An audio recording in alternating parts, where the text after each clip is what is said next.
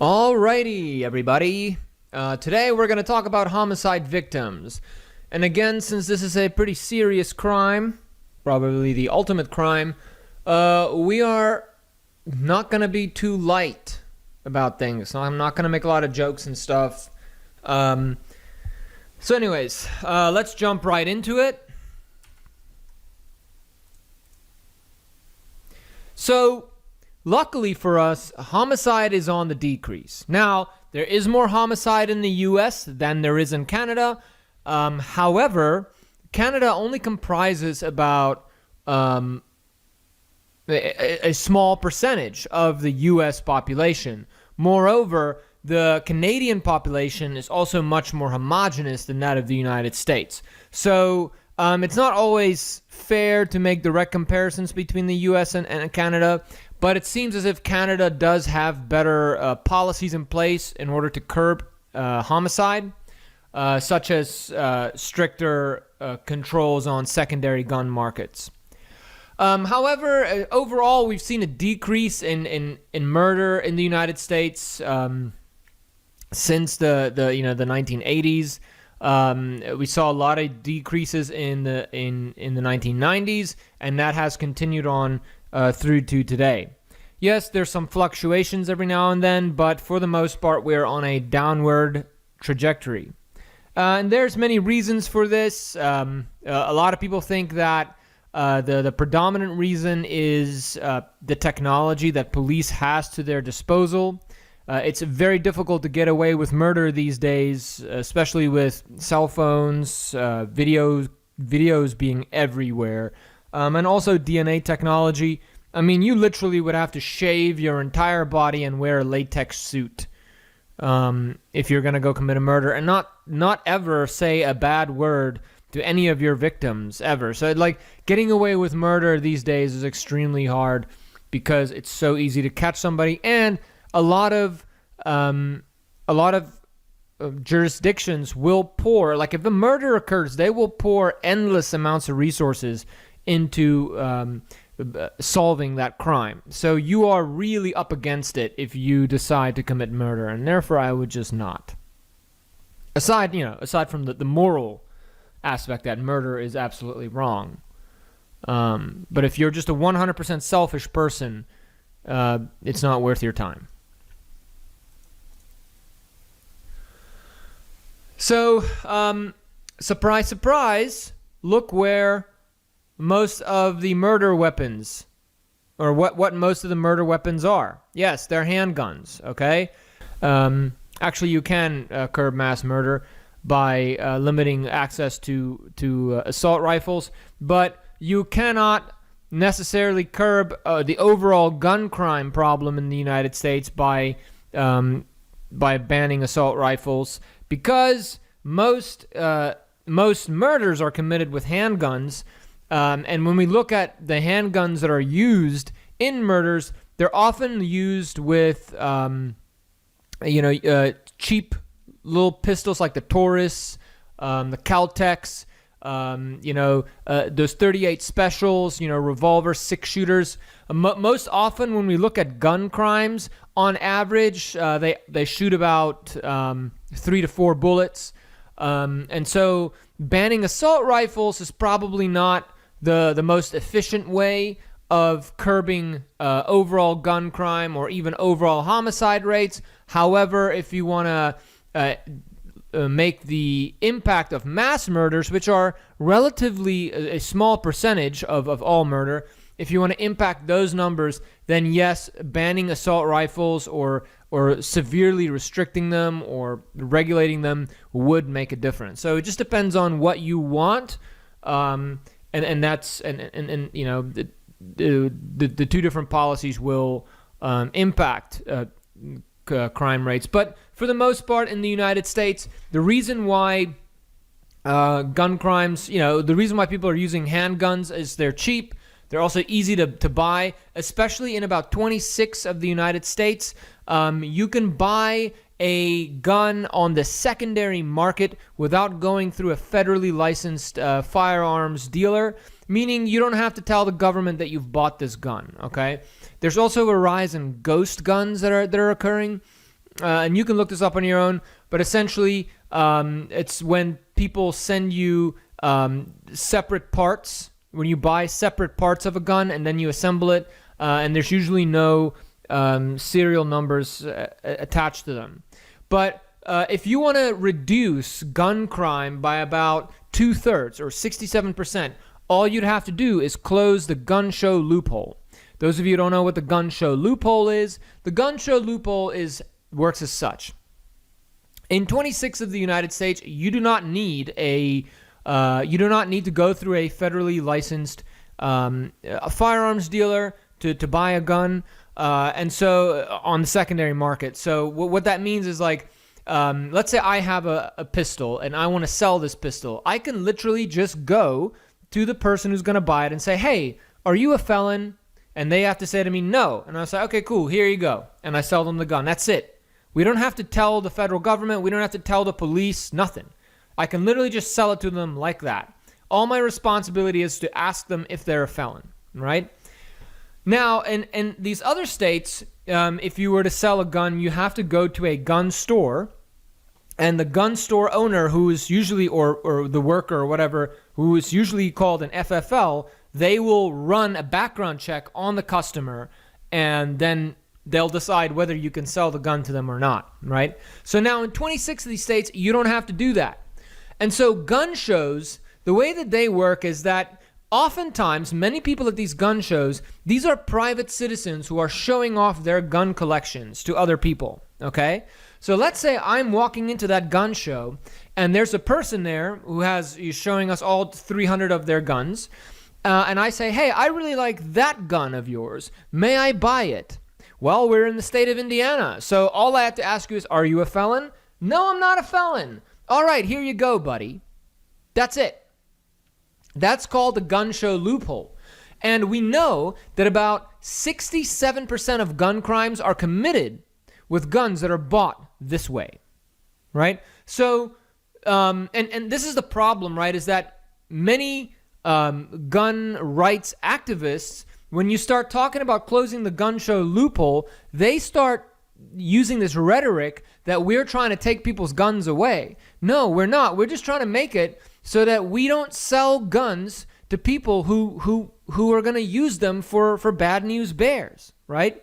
When we run background checks through people, right, it significantly reduces the chances of them getting a gun and them committing a bad act with it, right? So it's not, closing the gun show loophole does not take away your rights. It literally just makes society safer, right? I mean, here, you look in front of you are the numbers. Most murders, by far, are committed with handguns, right? It's not about taking people's gun rights away. It's about closing the damn loophole. If you see that 2/3 of gun crimes are coming from this one problem, then you fix that problem. So there are different types of classifications of homicide. A single homicide is when you murder one person, okay? Or when you kill one person. Because homicide entails murder, manslaughter, felony murder, all these different types. So homicide is when one person kills another person. Sometimes it's legal, sometimes it's illegal, okay? A double homicide is when you kill two people, okay? A murder-suicide is when you kill somebody and then you kill yourself, right? We've seen a lot of those in the news. Like those are the types of murders that really grab attention. A triple homicide is when you kill 3 people. Then mass murder is when you kill more than 3 people in one sitting and in one place, okay? A murder spree is when you kill more than 3 people in one sitting, but you're moving from place to place, right? So I might go into McDonald's, kill some people, and then walk into a gas station and kill some people, right? That is a spree murder. But it happens in one sitting, meaning it's there's no cool down period, okay?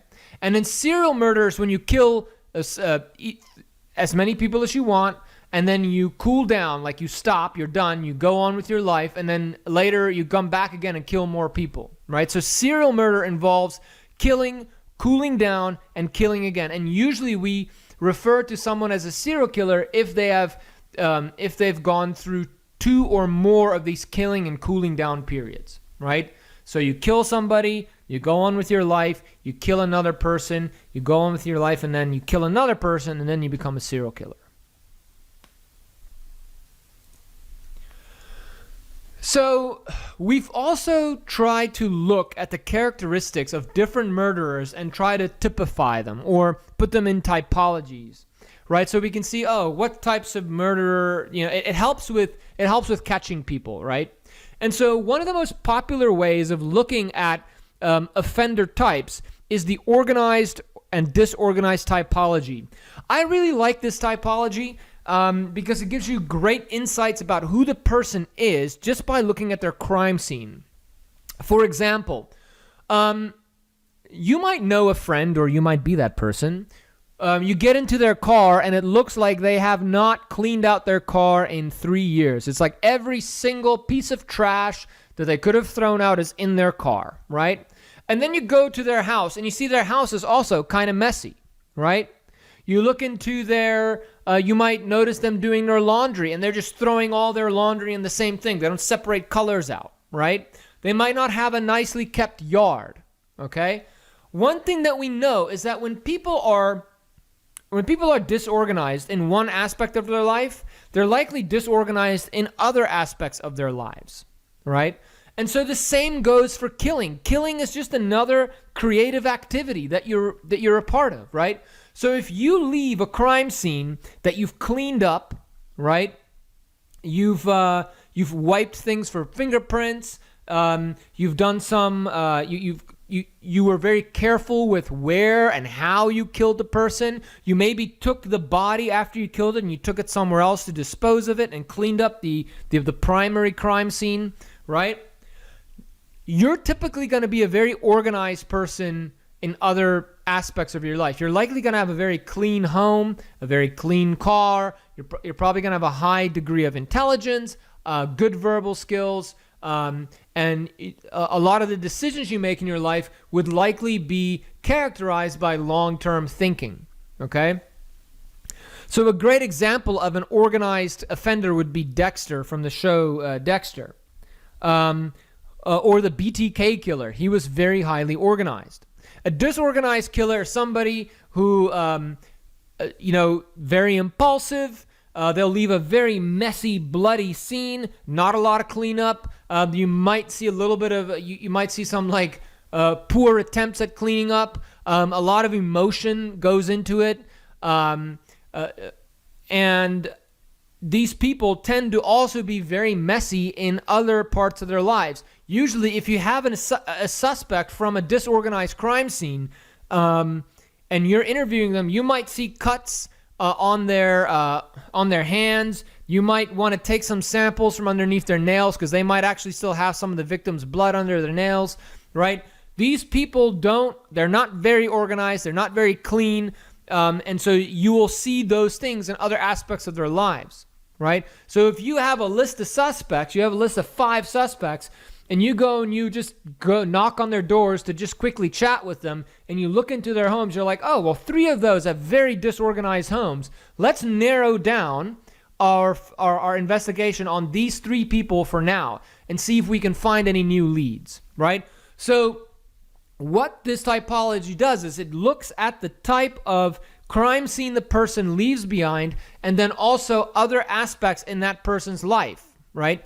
And we realize that those who leave behind nice, clean, organized crime scenes tend to be more organized in other aspects of their lives, while other people who leave more disorganized, messy crime scenes tend to be more disorganized in other aspects of their lives. Other more new and academic typologies focus on the circumstances surrounding the actual homicide, right? And so this is a much newer typology that came from data that was collected in 1991. But what this looks at, it says, what are some of the circumstances around the actual crime? And so some offenders or some homicides are precipitated by an argument, right? So that's where some sort of altercation or an argument occurred between two or more people, and it usually involves money, and usually like a small amount of money too. Like it's not like thousands and millions of dollars. It can be anywhere more than $4. But the argument is usually over some form of property loss or a dispute over a small amount of possessions. And it usually starts with a verbal dispute that escalates into a homicide. And a lot of the motivations behind these types of argument precipitated homicides are instrumental, meaning that there's no emotional thing about it. It's more of a you took this, now you die. Then your felony homicides are usually when people are killed during the commission of a felony. So you might be robbing a liquor store, and the liquor store owner takes out a shotgun and points it at you, and you quickly shoot them in the face and you kill them, right? You didn't necessarily intend on killing someone today, but when push came to shove, you ended up killing them. And so in a case like that, you might get charged with either felony murder or probably second-degree murder. You'd probably get charged with second-degree murder. And typically, these types of offenders have long rap sheets that include felonies or violent misdemeanors. Then your domestic violence murders. These are murders that occur during a domestic violence dispute, right? These perpetrators are typically family members that are current or ex-spouses. They're typically cohabiting people, whether they're girlfriends, boyfriends, spouses, or whatever. This category of homicides is mostly precipitated not because of intentions to commit a felony crime or achieve any sort of instrumental goals, but it's often because of the complexities of relationships and sex and love and emotion. So these crimes are much more emotional than they are instrumental. So it's not because you want to cash in a life insurance policy. It's not because you want to make money. It's not because they took something from you. It is because of the complex nature of love, sex, and emotions. And then accident homicides. This is where someone causes the death of the victim without intending to do so, right? And this typically involves some form of auto accidents, right? Like driving drunk, hitting another car and killing somebody, right? I have a dear friend of mine whose sister died, unfortunately, while he was driving. They had both been so he hadn't seen his sister in a very long time, like 6 years, and his sister escaped a very abusive relationship where the husband sort of isolated her from her family. So she hadn't known that in the 6 years since she saw her brother had struggled with alcoholism and had gone to AA meetings and all this, and he had been sober for like 2 years. And then one night when she, out of nowhere, calls him, says, "Hey, like, I'm in town, let's meet up, I haven't seen you in a long time." They went to a restaurant, and at this restaurant, she ordered them a bottle of wine, and the next thing you know, he was drinking again. He ended up driving her home, and on the way home, he hit a cement barrier, and the seatbelt that his sister was strapped into locked up and crushed her chest and ended up stopping her heart, and so she died. And so my friend faced some serious charges and spent some time incarcerated because he had accidentally killed his sister that way, right? It's something that was very tough for him, and I feel awful for him. Obviously, his sister, right? It was very unfortunate situation. So one thing to consider when it comes to homicide is, what about the secondary victims or the co-victims, right? The people who are close to the actual victim, right? And so there are some forensic issues that are very important, and that is the death notification, right? I have many friends who are police officers, and I'll tell you, if you ask them what's one of the most difficult things you have to deal with, they're like death notifications, right? That's when you go face to face, or you call the closest family members of a victim, and you have to tell them now that their son, their brother, their uncle, their mom, whoever has been murdered, right?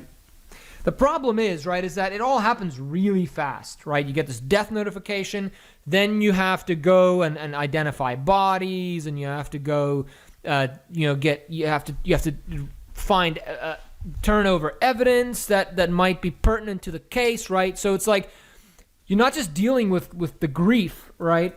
But you're dealing with all of this other stuff as well. And then you have to plan a funeral, right? And then you have to go back to school, right? And one thing that we know, right, is that a lot of co-victims or secondary victims, those who are left behind, they become obsessed with like information regarding the case, right? And it sometimes can be very difficult for the police to deal with, right? But just imagine, though. I mean, if someone you love has been murdered, right, you're going to want to know everything, right? And there's some, there were some medical examiners who were like, man, I have family members calling me trying to figure out exactly how much fluid was in their lungs, right? Like, people just become obsessed. And then after that first week, right, now the funeral has been done, and then all of a sudden, all these people who were there for you, to support you, they're gone. And now you have to go back to work, you have to go back to school. And that's when the grief and the bereavement really hits you, right? That's when you're alone, when you're trying to get back to normal, that's when you really get hit by everything. It's because everyone else, the world has gone back to normal, and you feel as though you need to go back to normal now, but things aren't normal, right? And that's where it's the toughest for a lot of these victims. And that's where this thing called traumatic grief or traumatic bereavement can kick in, okay? So this is an actual form of PTSD, right? Where people who are experiencing grief or bereavement, it is so intense that it causes these clusters of anxiety and depression that's very similar to PTSD, right? And so these need to be treated, and it's much more likely for someone who is a secondary victim in a homicide to experience this type of traumatic grief or traumatic bereavement compared to those, of family members who died of, natural causes or stuff like that. So you see it a lot more in these types of, in homicide cases, right? Then they also have to deal with stigmas, right? Like, what if what if your son was killed because he was, in a bad drug deal, right? So now you have to deal with that, right? Also, you can develop fears and phobias, right? You might say, I'm never getting into a car again, or I'm never traveling to this state again, or I'm never eating this type of food again, right? Like, some of these, you might start developing some of these phobias, right? Especially when it's surrounding the specific circumstances of a homicide. And so supporting these people is very important, and it oftentimes just falls on the informal social networks of those people, because the state typically just focuses on solving the murder, right? They get the closure that way.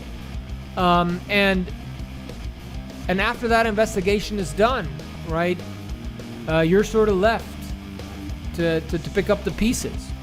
And so that's where relying on the social networks is very important, because there aren't many programs, there aren't many state-run programs to help these types of survivors. And so therefore we have a lot of not-for-profit, community-based programs that are private or or not-for-profit types of non-government organizations that help these people. All right, so that is our lecture today on homicide. There's a lot more in the textbook that I want you to read, but I wanted to get some of the most important stuff through. If you have any questions, any concerns, shoot me an email. Otherwise, as always, chill vibe.